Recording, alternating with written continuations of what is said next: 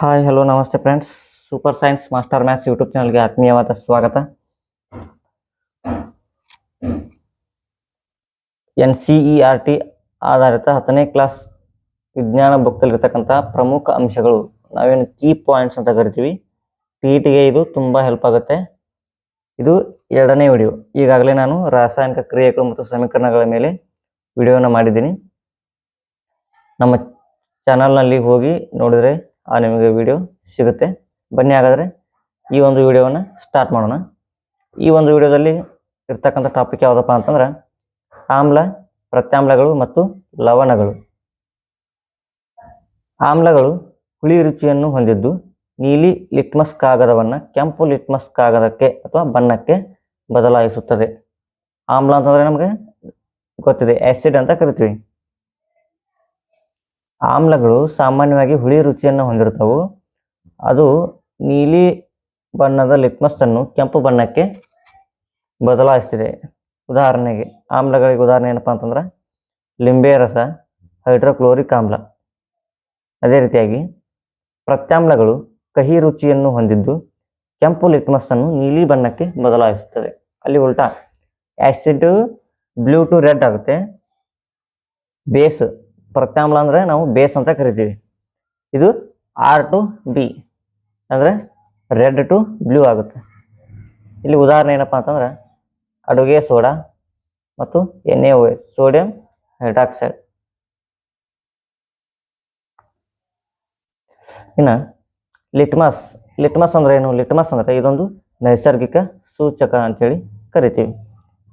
ಆಮ್ಲ ಅಥವಾ ಪ್ರತ್ಯಾಮ್ಲದ ದ್ರಾವಣದಲ್ಲಿನ ಹೈಡ್ರೋಜನ್ ಅಯಾನುಗಳ ಸಾರತೆಯನ್ನು ಅಳೆಯಲು pH ಮಾನವನ್ನು ಬಳಸುವರು.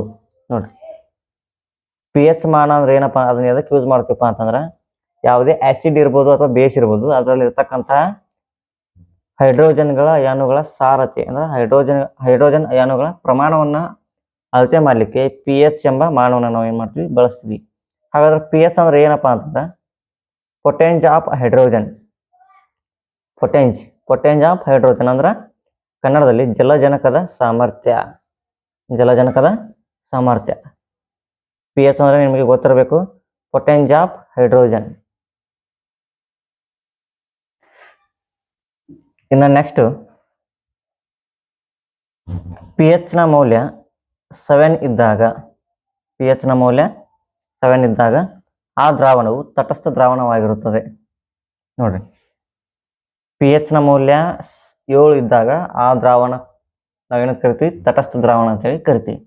ಅದೇ ರೀತಿ pH ನ ಮೌಲ್ಯ 7ಕ್ಕಿಂತ ಕಡಿಮೆ ಇದ್ದಾಗ ಆ ದ್ರಾವಣವು ಆಮ್ಲೀಯ ಗುಣವುಳ್ಳದ್ದಾಗಿರುತ್ತದೆ.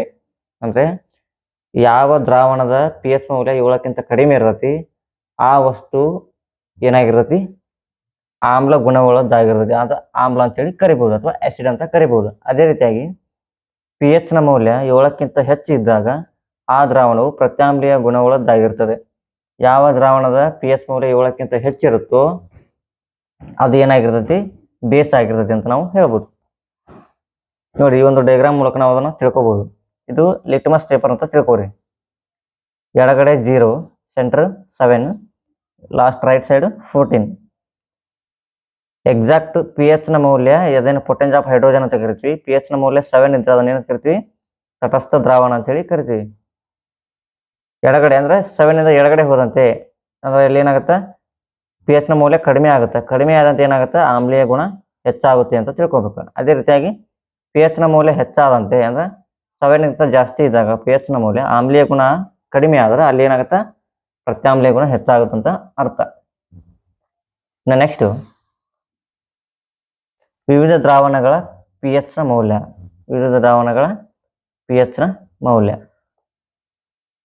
ಜಠರ ರಸ, ನಮ್ಮ ದೇಹದಲ್ಲಿ ಬಿಡುಗಡೆ ಆಗತಕ್ಕಂಥ ಜಠರದ ರಸದ ಒಂದು pH ನ ಮೌಲ್ಯ ಎಷ್ಟು, 1.2 ಅಂದ್ರೆ 7ಗಿಂತ ಕಡಿಮೆ ಇದೆ. ಹಾಗಾಗಿ ಇದೇನಿದು ಆಸಿಡ್.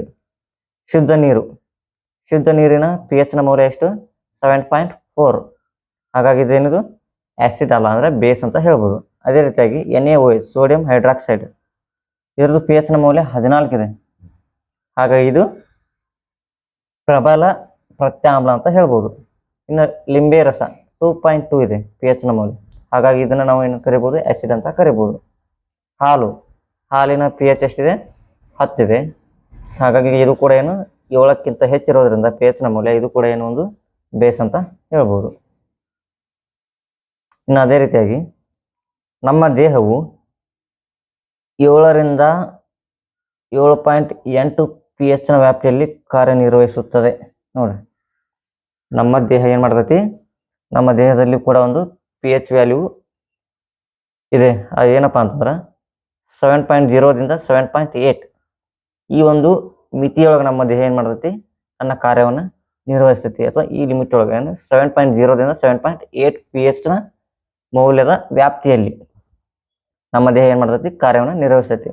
ನಮ್ಮ ಜಠರವು ಹೈಡ್ರೋಕ್ಲೋರಿಕ್ ಆಮ್ಲವನ್ನು ಉತ್ಪಾದಿಸುತ್ತದೆ. ನಮ್ಮ ಜಠರದಲ್ಲಿ ಅಂದರೆ ಆಗಲೇ ಹೇಳಿದ್ನಲ್ಲ, ಜಠರ ರಸ ಅದೊಂದು ಪಿ ಎಚ್ನ ಮೌಲ್ಯ 1.2 ಇರುತ್ತೆ. ಹಾಗಾಗಿ ನಮ್ಮ ಜಠರದಲ್ಲಿ ಉಂಟಾಗ್ತಕ್ಕಂಥ ಹೈಡ್ರೋಕ್ಲೋರಿಕ್ ಆಮ್ಲ ಏನಾಗುತ್ತೆ, ನಮ್ಮ ದೇಹದಲ್ಲಿ ಉತ್ಪಾದನೆ ಆಗುತ್ತೆ. ಅದು ಜಠರ ಏನು ಮಾಡ್ತೈತಿ, ಉತ್ಪಾದನೆಯನ್ನು ಮಾಡ್ತೈತಿ. ಇನ್ನು ಅಗತ್ಯಕ್ಕಿಂತ ಹೆಚ್ಚಿನ HCl ಅನ್ನು ಉತ್ಪಾದಿಸಿದಾಗ ನೋವು ಅಥವಾ ಉರಿಗೆ ಕಾರಣವಾಗುತ್ತದೆ. ನೋಡಿ, ನಮ್ಮ ದೇಹದಲ್ಲಿ ಅಗತ್ಯಕ್ಕಿಂತ ಹೆಚ್ಚು HCl ಉತ್ಪಾದಿಸಿದಾಗ ಅಥವಾ ಉಂಟಾದಾಗ ನಮ್ಮ ದೇಹದೊಳಗೆ ಅಥವಾ ಜಠರದೊಳಗೆ ಅದು ಯಾವುದಕ್ಕೆ ಕಾರಣ ಆಗತ್ತೆ ಅಂತಂದ್ರೆ ನೋವು ಅಥವಾ ಉರಿ ಅಥವಾ ಹೊಟ್ಟೆ ಉರಿ ಅಂತ ನಾವೇನು ಕರಿತೀವಿ, ಹೊಟ್ಟೆ ನೋವು ಅಂತ ಕರಿತೀವಿ. ಅದಕ್ಕೆ ಕಾರಣ ಏನಪ್ಪಾ ಅಂತಂದ್ರೆ ಮುಖ್ಯವಾಗಿ ನಮ್ಮ ದೇಹದಲ್ಲಿ ಬಿಡುಗಡೆ ಆಗ್ತಕ್ಕಂತಹ HCl ಪ್ರಮಾಣ, ಹೈಡ್ರೋಕ್ಲೋರಿಕ್ನ ಪ್ರಮಾಣ. ಇನ್ನು ಬಾಯಿಯ ಪಿ ಎಚ್ 5.5ಕ್ಕಿಂತ ಕಡಿಮೆಯಾದಾಗ ಹಲ್ಲು ಸವೆತ ಉಂಟಾಗುತ್ತದೆ. ನೋಡ್ರಿ, ನಮ್ಮ ಬಾಯಿ ಪಿ ಎಚ್ ಮೌಲ್ಯ 5.5ಕ್ಕಿಂತ ಕಡಿಮೆ ಆದಾಗ ಹಲ್ಲು ಸವೆತ ಉಂಟಾಗುತ್ತದೆ ಅಂತ ಹೇಳ್ಬೋದು. ಇನ್ನು ಅದೇ ರೀತಿಯಾಗಿ ಕೆಲವೊಂದಿಷ್ಟು ಮುಖ್ಯವಾದ ಪಾಯಿಂಟ್ಗಳು, ಆಕರಗಳು ಅಥವಾ ಸೂಚಕಗಳು, ಅದರಲ್ಲಿರ್ತಕ್ಕಂಥ ಆಮ್ಲ. ಲಿಂಬೆ ಹಣ್ಣೊಳಗೆ ಯಾವುದು ಆ್ಯಸಿಡ್ ಐತಪ್ಪ ಅಂತಂದ್ರೆ ಸಿಟ್ರಿಕ್ ಆ್ಯಸಿಡ್ ಅಥವಾ ಸಿಟ್ರಿಕ್ ಆಮ್ಲ ಅಂತೇಳಿ ಕರಿತೀವಿ. ಡೆಫಿನೆಟ್ ಆಗಿ ಈ ಒಂದು ಇದ್ರೊಳಗೆ ಮೇ ಬಿ 1 ಮಾರ್ಕ್ಸ್ ಬರೋ ಚಾನ್ಸಸ್ ಇದೆ. ಖಂಡಿತವಾಗಿಯೂ ಈ ಒಂದು ಟೇಬಲನ್ನು ಬರೆದಿಟ್ಕೊಳ್ಳಿ. ನಿಂಬೆ ರಸದಲ್ಲಿ ಸಿಟ್ರಿಕ್ ಆಮ್ಲ ಇದೆ. ಅದೇ ರೀತಿಯಾಗಿ ಕಿತ್ತಳೆ ಹಣ್ಣಿನಲ್ಲಿ ಕೂಡ ಏನಾಗಿದೆ, ಸಿಟ್ರಿಕ್ ಆ್ಯಸಿಡ್ ಅಥವಾ ಸಿಟ್ರಿಕ್ ಆಮ್ಲ ಇದೆ. ಹುಣಸೆ ಹಣ್ಣು ಅಥವಾ ಹುಣಸೆ ಬೀಜ ಅಂತ ನಾವೇನು ಕರಿತೀವಿ, ಅದರಲ್ಲಿ ಟಾರ್ಟಾರಿಕ್ ಆಮ್ಲ. ವಿನೆಗರ್ದಲ್ಲಿ ಅಸಿಟಿಕ್ ಆಮ್ಲ. ಟೊಮೆಟೊ ಒಳಗೆ ಆಕ್ಸಾಲಿಕ್ ಆಮ್ಲ. ಮೊಸರು, ನಾವೇನು ಆಹಾರದಲ್ಲಿ ಸೇವಿಸ್ತೀವಿ ಮೊಸರು, ಅದರಲ್ಲಿ ಲ್ಯಾಕ್ಟಿಕ್ ಆಮ್ಲ. ಅದೇ ರೀತಿಯಾಗಿ ಇರುವೆ ಕಡಿದಾಗ ನಮಗೆ ಏನಾಗುತ್ತೆ, ಸ್ವಲ್ಪ ಸ್ಕಿನ್ ಒಳಗೆ ಸ್ವಲ್ಪ ಉರಿ ಉಂಟಾಗುತ್ತೆ. ಆ ಇರುವೆ ಕಡಿತದಲ್ಲಿ ಇರತಕ್ಕಂಥ ಆ್ಯಸಿಡ್ ಯಾವುದಪ್ಪ ಅಂತಂದ್ರೆ ಮೆಥನಾಯಿಕ್ ಆಮ್ಲ. ಅದೇ ರೀತಿಯಾಗಿ ತುರಿಕೆ ಎಲೆ ಅಂತ ಕರಿತೀವಿ. ಆ ತುರಿಕೆ ಎಲೆ ನಮ್ಮ ಸ್ಕಿನ್ಗೆ ಟಚ್ ಆದಾಗ ಏನಾಗುತ್ತೆ, ಅಲ್ಲಿಯೂ ಕೂಡ ಏನಾಗುತ್ತೆ, ನಮಗೆ ಉರಿ, ಸ್ಕಿನ್ ಏನಾಗುತ್ತೆ, ಸ್ವಲ್ಪ ಉರಿಯುತ್ತೆ. ಹಾಗಾಗಿ ಅದರ ಅರ್ಥ ಏನಪ್ಪ ಅಂತಂದ್ರೆ ಆ ತುರಿಕೆ ಎಲೆಯಲ್ಲಿ ಕೂಡ ಏನಿದೆ, ಮೆಥನಾಯಿಕ್ ಆಮ್ಲ ಇದೆ ಅಂತ ನಾವು ಹೇಳ್ಬೋದು. ಇನ್ನು ಅದೇ ರೀತಿಯಾಗಿ ಚೆಲುವೆ ಪುಡಿಯ ರಾಸಾಯನಿಕ ಸೂತ್ರ CaOCl2. ಇದನ್ನೇನು ಕರಿತೀವಿ, ಬ್ಲೀಚಿಂಗ್ ಪೌಡರ್ ಅಂತೇಳಿ ಕರಿತೀವಿ. ಚೆಲುವೆ ಪುಡಿ ಅಂದ್ರೆ ಏನು, ಬ್ಲೀಚಿಂಗ್ ಪೌಡರ್. ಅದರ ರಾಸಾಯನಿಕ ಸೂತ್ರ CaOCl2. ಈ ಚೆಲುವೆ ಪುಡಿಯನ್ನು ಯಾವುದರೊಳಗೆ ಯೂಸ್ ಮಾಡ್ತೀವಪ್ಪ ಅಂತಂದ್ರೆ ನೀರನ್ನು ಕ್ರಿಮಿಮುಕ್ತ ಮಾಡಲು. ಈ ಕ್ವಶನ್ನು ಕೂಡ ಒಂದ್ಸಲ TET ಒಳಗೆ ಬಂದಿದೆ. ಅಂದ್ರೆ ನೀರನ್ನು ಕ್ರಿಮಿಮುಕ್ತ ಮಾಡಲು ಕೆಳಗಿನ ಯಾವ ಪುಡಿಯನ್ನು ಬಳಸುತ್ತಾರೆ ಅಥವಾ ಯಾವ ವಸ್ತುವನ್ನು ಬಳಸುತ್ತಾರೆ ಅಂತ ಕ್ವಶನ್ ಬಂದಿದೆ. ಆನ್ಸರ್ ಯಾವುದು, ಚೆಲುವೆ ಪುಡಿ. ಕೆಲವೊಂದ್ಸಲ ಹೆಸರು ಕೊಡ್ಬೋದು, ಕೆಲವೊಂದ್ಸಲ ಈ ರಾಸಾಯನಿಕ ಸೂತ್ರಗಳನ್ನು ಕೊಡ್ಬೋದು. ಹಾಗಾಗಿ ನಮಗೆ ಎರಡೂ ನೆನಪಿರಬೇಕು. ಬ್ಲೀಚಿಂಗ್ ಪೌಡರ್ ಅಂದ್ರೂ ಒಂದೇ, ಚೆಲುವೆ ಪುಡಿ ಅಂದ್ರೂ ಒಂದೇ, CaOCl2 ಅಂದ್ರೂ ಒಂದೇ.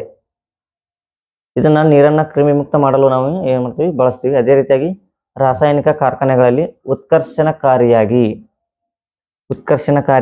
ಏನು ಮಾಡ್ತೀವಿ, ನಾವು ಚೆಲುವೆ ಪುಡಿಯನ್ನು ಬಳಸ್ತೀವಿ. ಅದೇ ರೀತಿಯಾಗಿ ಅಡುಗೆ ಸೋಡಾ ರಾಸಾಯನಿಕ ಹೆಸರು ಏನಪ್ಪ ಅಂತಂದ್ರೆ ಸೋಡಿಯಂ ಹೈಡ್ರೋಜನ್ ಕಾರ್ಬೋನೇಟ್, NaHCO3. ಅಡುಗೆ ಸೋಡಾದ ಹೆಸರು ಏನಪ್ಪ ಅಂತಂದ್ರೆ ಸೋಡಿಯಂ ಹೈಡ್ರೋಜನ್ ಕಾರ್ಬೋನೇಟ್, NaHCO3. ಇದರ ಯೂಸಸ್ ಏನಪ್ಪ ಅಂತಂದ್ರೆ ಬೇಕಿಂಗ್ ಸೋಡಾ ತಯಾರಿಕೆಯಲ್ಲಿ ಏನು ಮಾಡ್ತೀವಿ, ನಾವು ಅಡುಗೆ ಸೋಡಾವನ್ನು ಬಳಸ್ತೀವಿ ಅಥವಾ NaHCO3 ಸೋಡಿಯಂ ಹೈಡ್ರೋಜನ್ ಕಾರ್ಬೋನೇಟನ್ನು ಬಳಸ್ತೀವಿ.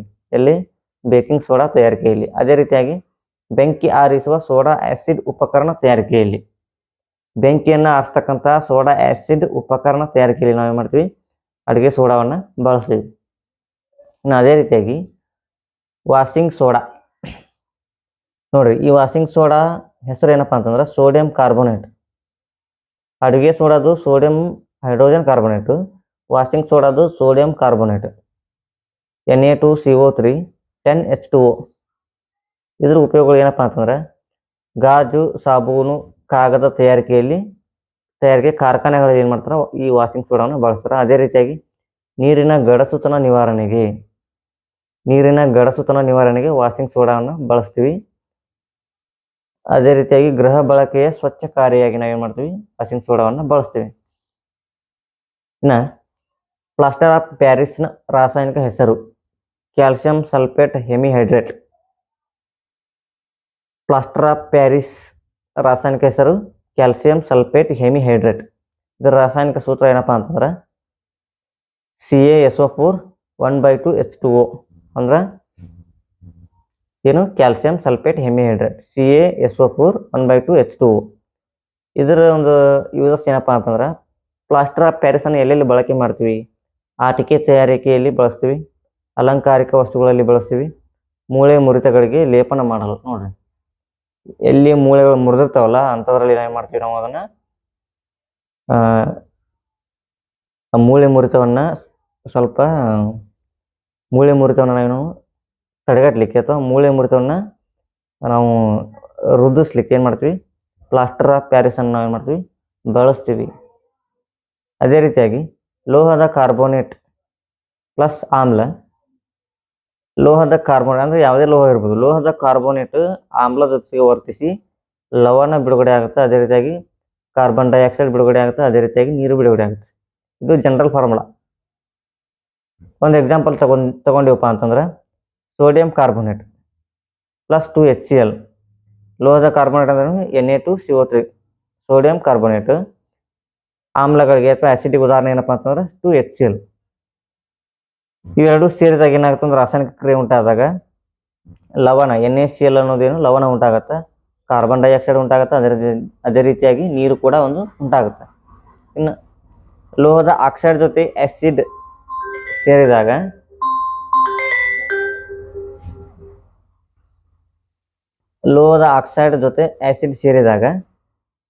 ಏನಾಗುತ್ತೆ, ಲವಣ ಮತ್ತು ನೀರು ಉಂಟಾಗುತ್ತೆ. CuO plus HCl, CuCl2 plus ನೀರು ಉಂಟಾಗುತ್ತೆ. ಅದೇ ರೀತಿಯಾಗಿ ಆಮ್ಲ ಮತ್ತು ಪ್ರತ್ಯಾಮ್ಲಗಳು ರಾಸಾಯನಿಕ ಕ್ರಿಯೆಯಲ್ಲಿ ತೊಡಗಿಕೊಂಡಾಗ ಅಥವಾ ಆಮ್ಲ ಮತ್ತು ಪ್ರತ್ಯಾಮ್ಲಗಳು ಸೇರಿ ಏನಾಗುತ್ತೆ, ಲವಣ ಮತ್ತು ನೀರು ಉಂಟಾಗುತ್ತೆ.